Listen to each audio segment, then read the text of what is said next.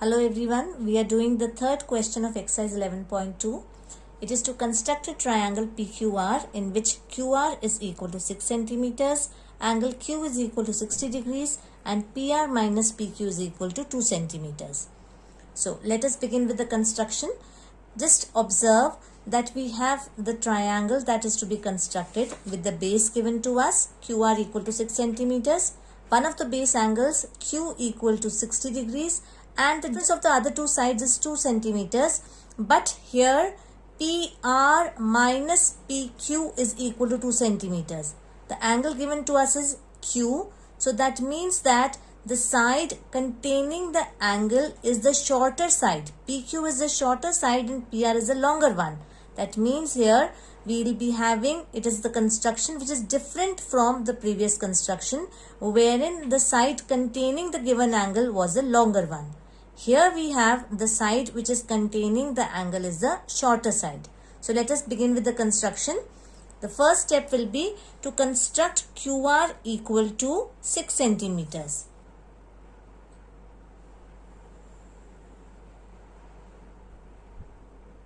So I mark this as point Q and this as point R.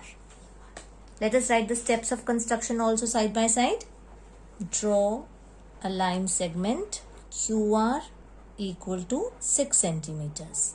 So second step will be at Q construct an angle, say angle X QR equal to 60 degrees. So let us do that. I just put the compass point at needle at point Q and I cut an arc. Wherever this arc intersects the line segment QR, I put the compass needle there. Without changing the radius, I cut an arc. So then this is equal to 60 degrees. Okay. Now next step, what is to be done? I cut the line segment QS equal to PR minus PQ equal to 2 centimeters from QX extended on the opposite side of the line segment QR. Let me extend this XQ now to get the point S.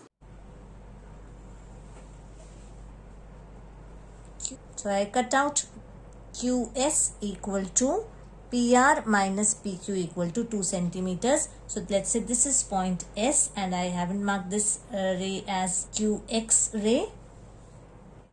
So I've written the third step. Cut the line segment QS equal to PR minus PQ equal to 2 centimeters from the line QX extended in the opposite side of a line segment QR, not QX but QR. So keep in mind that this QS has been extended in the opposite direction of the line segment QR by producing XQ to point S. So the next step will be to join RS. After joining RS, my next step is to draw the perpendicular bisector, say AB of SR. Again, as I had told you, I will put the compass point at point S. Take the radius more than half of RS. Cut an arc on one side. Same radius, cut an arc. Then don't change the radius. Put the compass needle at point R. Cut an arc this side. And cut an arc this side also. So wherever these two arcs are meeting, I join them to get the perpendicular bisector